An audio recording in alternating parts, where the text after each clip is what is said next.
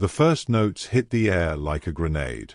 300 German prisoners of war, men who had marched under the swastika, men who had been taught that the black soldier now sitting at the piano was subhuman, went silent.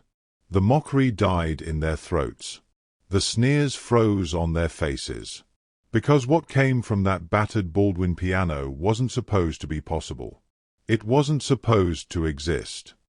Private First Class Josiah Whitfield's callous fingers moved across keys that were broken, sharp, and dying. But the music that filled the Camp Shanks gymnasium wasn't broken at all. It was Bach. Perfect, mathematical, devastatingly German Bach. And it was being played by a man they believed had no soul. Some of the prisoners leaned forward. Others closed their eyes. A few began to shake. Because in that moment, 12 years of Nazi propaganda shattered like glass. The Untermensch they had been promised was speaking their cultural language better than they ever could. This is the story of how music became a weapon, how a genius was hidden inside a laborious uniform, and how 300 enemies were forced to weep by the man they despised. Before we continue, drop a comment and let us know where you're watching from. Stories like Josiah's deserve to be heard around the world, and your likes help us share these untold heroes with everyone. Now, let's go back to where it all started. The barracks at Camp Shanks smelled like wet wool, cigarette smoke, and the kind of exhaustion that settles into your bones and refuses to leave. It was late December 1945, and while the war was over, Private First Class Josiah Whitfield still felt like he was fighting. Every night before sleep, he performed the same ritual. He would sit on the edge of his cot, away from the other men in the 511th Port Battalion, and test his fingers one by one against the rough army-issue blanket. Index finger, middle finger, ring finger, pinky, left hand, then right. He wasn't checking for injuries. He was checking for death. The numbness had started 6 months ago. A tingling in his left ring finger that he convinced himself was temporary. Then the calluses came, thick and yellow, spreading across his fingertips like rust. Now, when he pressed his fingers against the blanket and tried to feel the individual threads, there was only dull pressure. The sensitivity was dying. The music was dying with it. Josiah closed his eyes and saw his mother's hands. Claudette Whitfield's hands had been cook's hands, cracked and bleeding from scrubbing the floors of wealthy white families in Rittenhouse Square. He remembered watching her count out coins on their kitchen table back in Philadelphia, back on Fitzwater Street where rent was a miracle you prayed for every month. 35 cents. 50 cents. $1.25. She had been saving for his piano lessons. His father, Isaiah, had worked double shifts as a Pullman porter, sleeping 4 hours a night so their son could sit in front of a piano and learn to make it sing. They had sacrificed everything. And now, after 2 years of loading crates onto transport ships, after 2 years of being told his only value was his back and not his brain, Josiah wondered if he had wasted it all. He opened his eyes and stared at his hands in the dim light. They looked like a stranger's hands now. Thick and clumsy. They were the hands of a laborer, not an artist. That morning, during his cleaning shift in the gymnasium, he had seen it again. The piano. A Baldwin upright, shoved into the corner like forgotten furniture, its ivory keys yellowed and chipped. The German prisoners of war who filled the gym during their recreation hours never touched it. They played cards, wrote letters home, and waited for repatriation to a country that no longer existed. But Josiah saw that piano every day, and every day it terrified him. Because what if he sat down and discovered the truth? What if the world had finally succeeded in making him exactly what it said he was? What if the music was gone, and all that remained was service number 3384761, a body that moved things from one place to another until it stopped moving altogether? He curled his fingers into fists, feeling the dull ache of 2 years' worth of labor, and made a decision he didn't realize he was making. Tomorrow, he would find out if he was still alive. Philadelphia, 1936. Fitzwater Street was the kind of neighborhood where survival wasn't guaranteed and dreams were luxuries nobody could afford. 9-year-old Josiah Whitfield lived in a third-floor walk-up where the pipes froze in winter and the heat in summer made you pray for death. His mother worked 14-hour days scrubbing the marble floors of mansions she would never own. His father rode the rails as a Pullman porter, smiling at white passengers who wouldn't look him in the eye. But one evening, Claudette came home to find her son sitting at the kitchen table, his small fingers dancing across the scarred wood surface. He was humming something she didn't recognize, his hands moving in patterns that looked like prayer. She watched him for 5 minutes before he noticed her. When he stopped, embarrassed, she asked him to do it again. Isaiah came home that night to find his wife crying at the table, a small pile of coins in front of her. She told him what she had seen, and they both understood what it meant. Their son had something in him that the world would try to destroy. They had to protect it. Claudette started skipping lunch. Isaiah took every extra shift the railroad offered. They counted pennies like they were counting heartbeats, and when they finally had enough for the first lesson, they walked Josiah 6 blocks to a basement studio where a Russian immigrant taught piano to anyone who could pay. Young Josiah understood, even then, that this wasn't a gift. It was a debt. He had to be worth their sacrifice, or he had failed them completely. The basement studio belonged to Mikhail Koff, a Russian immigrant who had fled the Bolsheviks with nothing but the music in his head and the technique in his fingers. He was 60 years old, gray-bearded, and brutal in his teaching. He didn't care that Josiah was black. He didn't care that the neighborhood outside his studio was collapsing under the weight of the Depression. He cared only about the piano. The first time Josiah sat at the bench, Koff listened to him play a simple scale and then slapped his hand away from the keys. Not hard, but sharp enough to sting. Josiah looked up, confused and hurt. Koff leaned down until they were eye to eye and spoke in his thick accent. The piano does not care about your skin. Only your soul. Show me your soul. For the next 7 years, Koff taught Josiah to play with what he called weight and shadow. Not just hitting keys, but making them weep. Making them scream. He taught him Bach for structure, Beethoven for power, and Chopin for heartbreak. He was merciless, demanding perfection from a child who could barely afford shoes. But Koff also saw what was coming. One afternoon, after Josiah had mastered a particularly difficult piece, the old Russian put a hand on his shoulder and said something Josiah would never forget. You are going to spend the most part of your life proving that you are human. It will exhaust you. So play beautifully enough that they cannot look away. In the spring of 1943, Josiah Whitfield received his draft notice. He reported to the induction center with something close to hope burning in his chest. The Army needed musicians for morale, for the bands that played at bases and hospitals. He had heard the stories. Talented men were being pulled from regular duty to perform. Maybe, he thought, the uniform would be the great equalizer. Maybe talent would finally matter more than skin. The audition was held in a converted gymnasium at Fort Dix. Josiah sat at an upright piano that was better maintained than anything he had played in years. The white officer in charge, a captain with tired eyes, told him to play whatever he wanted. Josiah chose Gershwin's Rhapsody in Blue, then shifted into Beethoven's Moonlight Sonata, and finished with Scott Joplin's Maple Leaf Rag. His fingers moved like water. The muscle memory from 7 years with Koff took over, and for those 10 minutes, Josiah was free. When he finished, the captain sat in silence. Then he nodded slowly and wrote something on his clipboard. Josiah allowed himself to believe. 2 days later, he received his assignment. The 511th Port Battalion. A labor unit. He would be loading cargo onto transport ships, moving crates, and digging trenches. The captain's words came back to him through another officer's mouth. We need strong backs, not pretty fingers. So Josiah spent his days lifting boxes that weighed more than he did, feeling his hands harden and crack under the work. At night in the barracks, when the other men were sleeping or writing letters home, he would sit on his cot and play phantom concerts on his wool blanket.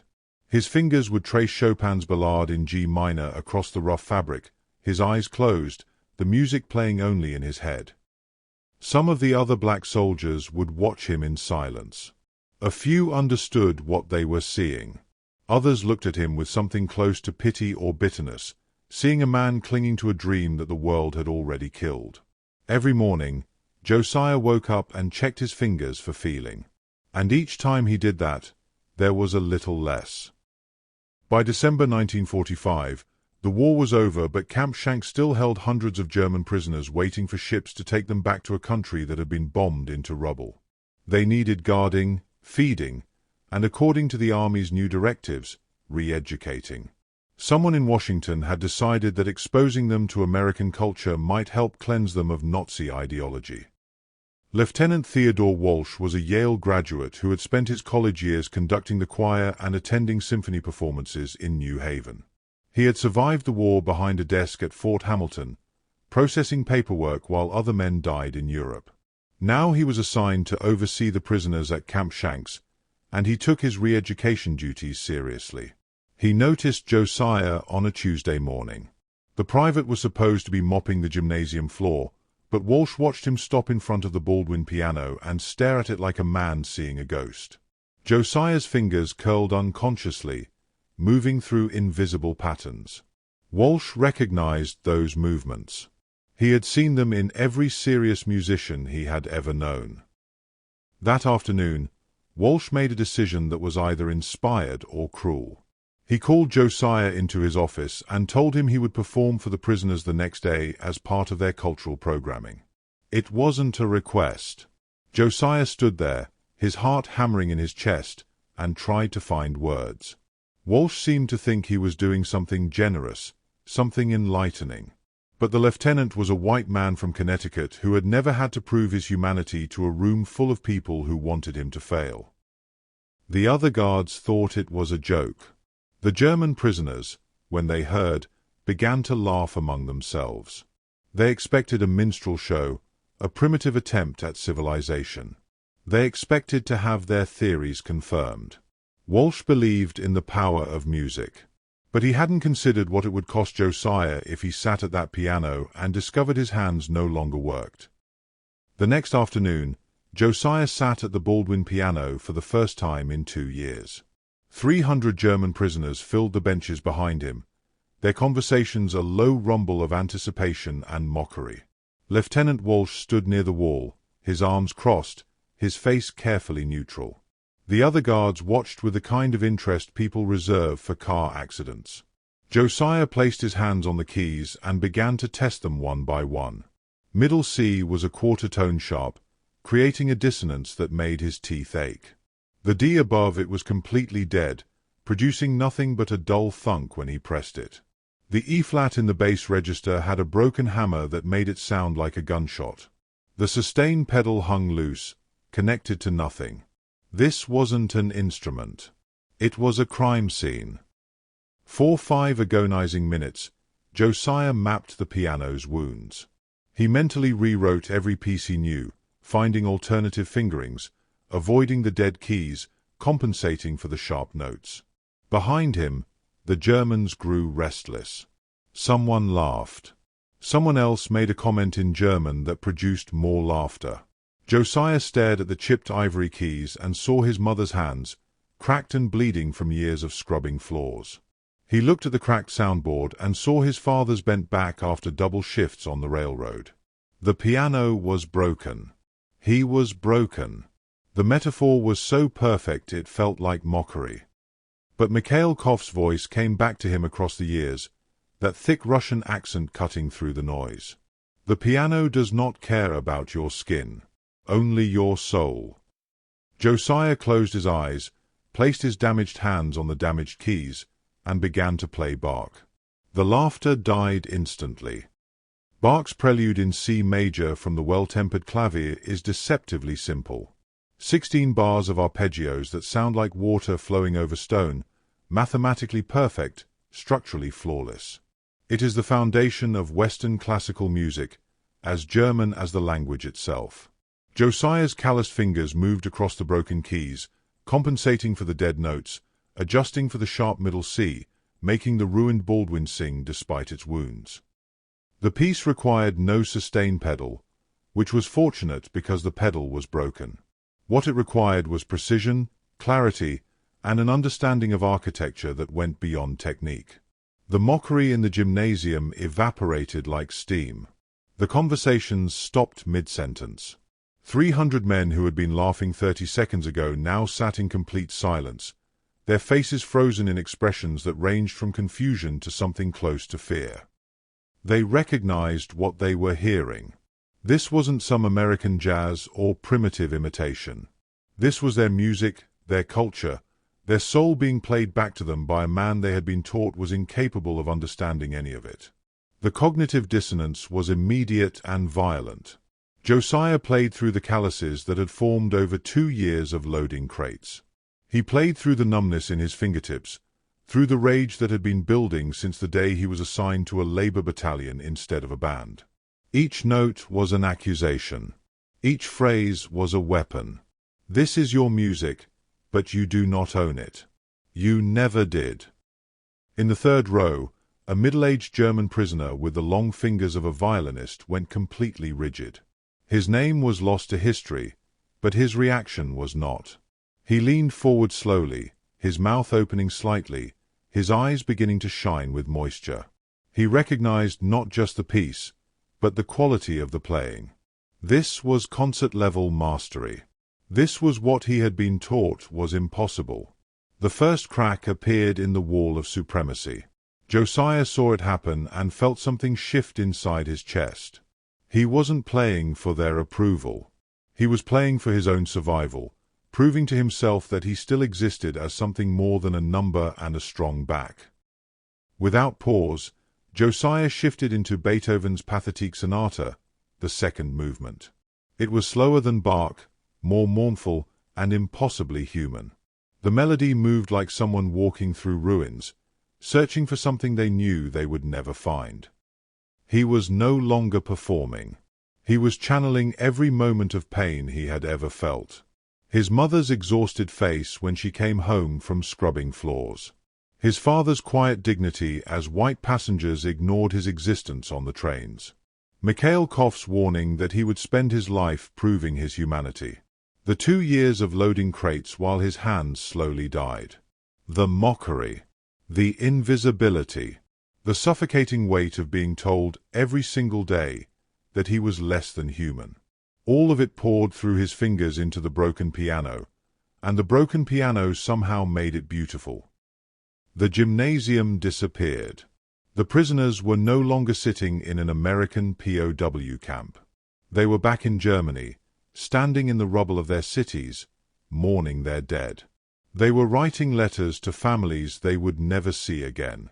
They were young men who had believed in something that had led them into hell, and now they were trying to understand how they had gotten here. The music became a bridge that spanned the Atlantic Ocean, that crossed ideological lines, that shattered the myth of supremacy they had built their entire lives around. Because suffering, real suffering, doesn't care about race or nation or propaganda. It is the only truly universal language. More prisoners began to weep openly. Some covered their faces with their hands. Others stared at Josiah as if seeing him for the first time, their eyes wide with something that looked like recognition or shame or both. Josiah himself had disappeared into the music. For these few minutes, he was free. Not free from the army or the labor battalion or the Jim Crow laws waiting for him back in Philadelphia. Free from himself. Free from the crushing weight of constantly proving he deserved to exist.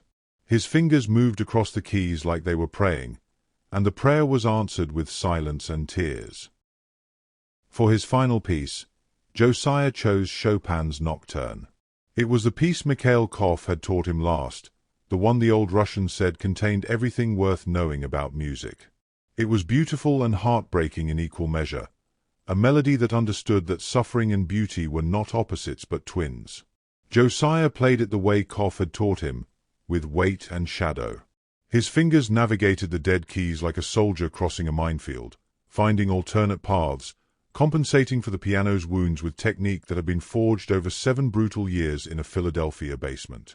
The calluses that had terrified him now gave him strength. The numbness that had made him fear he was dying now let him press harder without pain. The music filled the gymnasium like smoke, curling into every corner, touching every man. It spoke of longing and loss, of homes that no longer existed, of innocence that could never be recovered. It was a lament for everything the war had destroyed, and it made no distinction between victor and vanquished. When the final note faded into silence, there was a moment where the entire world seemed to hold its breath. Then the sound began, but it wasn't applause. It was sobbing. 300 men, not all of them, but enough. The sound of grown soldiers weeping like children, their faces buried in their hands, their shoulders shaking with grief they had been holding back for years. The violinist in the third row was trembling so violently he looked like he might fall apart. Lieutenant Walsh stood against the wall with tears running down his face, his carefully maintained military composure completely shattered. Even some of the American guards had gone quiet, their expressions uncertain and moved. Josiah lifted his hands from the keys and closed the piano lid with a soft click. He had won a war that no weapon could win. He had forced 300 enemies to see him not as a subhuman beast of burden, but as a human being with a soul as deep and cultured as their own. He had shattered their ideology with nothing but music. But as he stood up from the bench and walked toward the door, stepping out into the brutal December cold, he understood the other truth.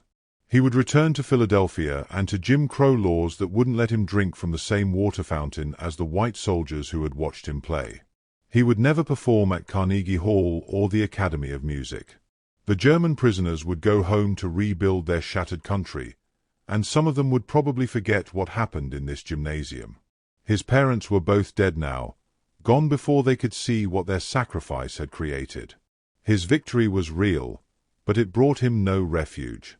He had been recognized by his enemies and remained invisible to his own country. This story has circulated for years, often presented as fact. But historians have never been able to verify it. Nevertheless, the truth it speaks to is undeniable. Thousands of black soldiers served in labor battalions during World War II, their talents ignored, their humanity questioned by the country they fought for and the enemy they guarded.